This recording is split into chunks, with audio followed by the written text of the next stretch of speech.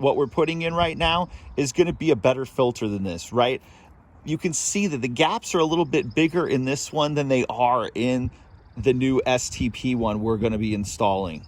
Hey folks, That Fix It Guy here, and today I'm going to be changing on my engine air filter. It's on my 2010 Honda CR-V, and we're going to be putting in this aftermarket STP air filter. So come along, let's get to fixing. All right, so first thing we got to do here, pop that hood, get down in there,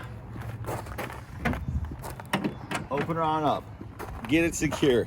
Get your work area ready. So in this Honda CR-V, there is where my air filter is. We're gonna have to get down in this. And today I'm gonna show you taking this piece right here off to get this hooked up. So if you zoom down in here, you can see there's gonna be some clips. There's a clip right here. Just start popping those off. There's actually gonna be 4 of them. We come right up from there, we go to right here. Here's another one. That one's a bear to get off. Let's come over to this other side. Get down in here. And right back there. Way back there. Way back there. Okay. Those clips are off. So the next thing is I actually want to remove this because I want to be able to see down past the filter. The way this works is the dirt and everything comes up from the bottom of the filter, and I want to take a look and see if there's something underneath there as well. If there is, we'll vacuum it out, but I definitely want to take a look. You can actually take the filter out right now by just popping those tabs. I could move this out far enough. You can see the filter poking its head out there. I could probably get it out that way, but I don't want to, right? I actually want to remove this piece, and I want to be able to see down in there, physically look at it, okay? So with this, we're gonna actually undo this worm clamp right here. And when we do this, make sure that you line these 2 things back up. I'll remind you in a minute, but these 2 things need to be lined up. There's a little line right here, and then there's this little divot up top, okay?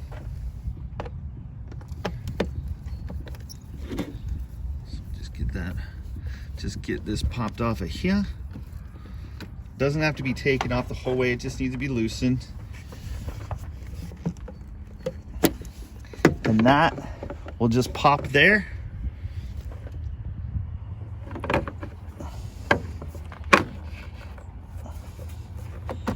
Then you can just take this and you can fold it back over here. Get it out of your way. I don't know why I didn't put my gloves on before that.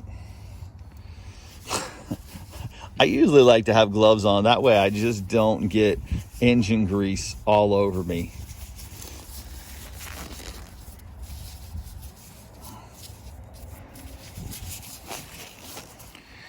It's a good idea. It's good practice. So now we'll pull this out, right? You can see this bad boy is dirty.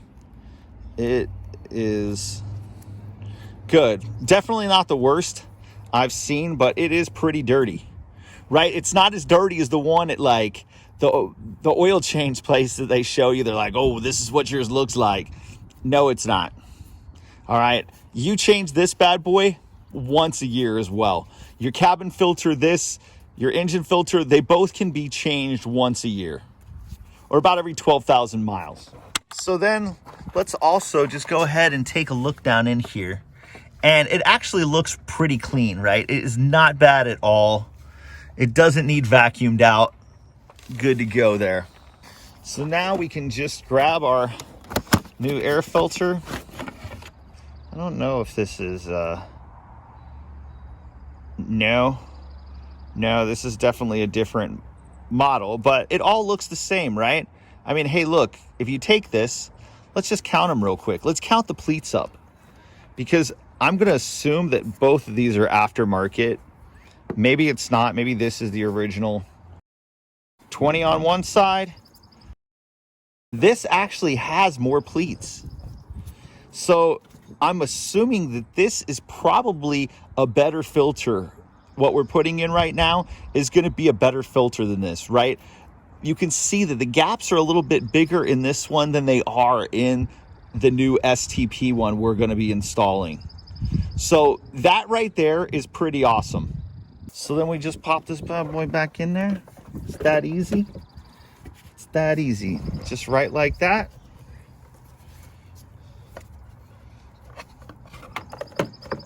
Get this situated right down in here. And now, before we bolt this down or we get anything hooked up there, we just want to put this back in here. Remember what I was saying with that gap? That line. Well, so when you go to put this back in here, it's not, you can't mess this up, right? Because if you can see right here, there is a little notch right there, and then there's a little notch up top here. That lines up together. You put that in there, good to go.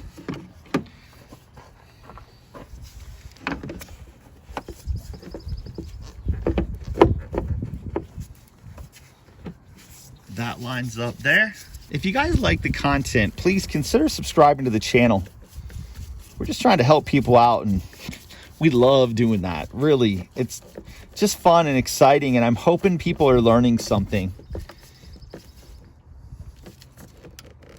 All right. Okay, so now when it comes to clipping this in, what you're gonna wanna do is, I like to hold on to the top of this to get things started. So the first clip is gonna be right back here. Just when you have that held down, you're just able to grab this and hook it up. I then will come over to the other side and come right down here, and while still holding this, pop that tab in place. Now I've got one in the back, one on this side, right? So kind of catty corner. I saved this bear over here for last because it is hard, man.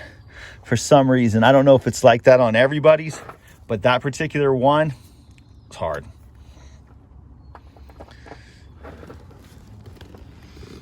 So then just come down to this one right here, pop that on. And now my favorite, my all-time favorite clip right here. Ah.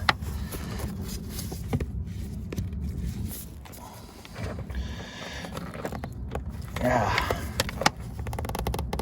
Man, I just can't do it. This is such a bear, dude. There we go. Clipped on. Ah, see? I don't know why, dude. It just pops off. I don't get it, man. I do not get it.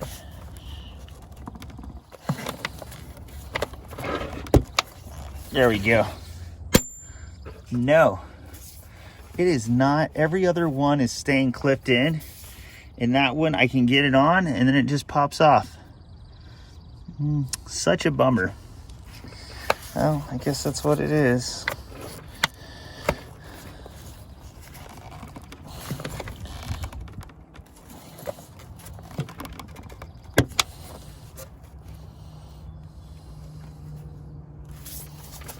Yeah, everything else is right, man. It's in flush. It's hooked up. It's put in place. All right. Okay.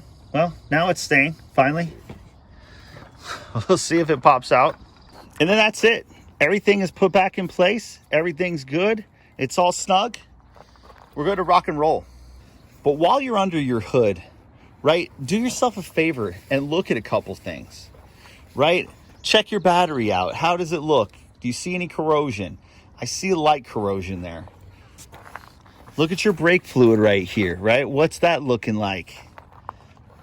It's just under max. It's not in the minimum. A little bit over halfway. Looks pretty good. So come over to this other side.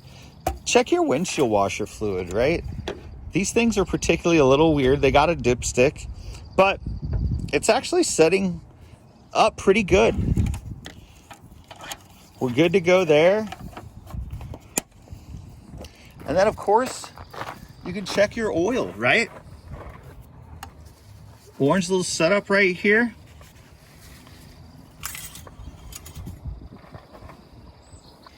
it's looking a little used for sure, and it's a bit low. We're actually probably about a quart or so low. This car definitely burns a little oil. Yeah, we're a tad bit low. We'll be adding some to that, right? It's good to check this stuff, man. When you're underneath your hood, just have a quick look. Okay, folks, so that was changing out my old dirty air filter, all right? Once a year, every 12,000 miles or so, this is a good idea. Swap this bad boy out. That STP, it actually had a few more pleats, right? Not so many holes, which means that it's actually a better filter. Now, I'm sure there are better aftermarkets out there than even that, but this worked. It was right down the street. I was able to pick it up and get it done fast. I really hope you guys enjoyed the video. If you could please subscribe to the channel, click the like button. We would greatly appreciate it. We're just trying to help people out, and we hope we're doing that. Thank you very much, and we'll see you again real soon. All right, when you're underneath your hood changing out your filter, check your brake fluid, check your washer fluid, check your oil. Make sure that things look normal. It's gonna save you in the end.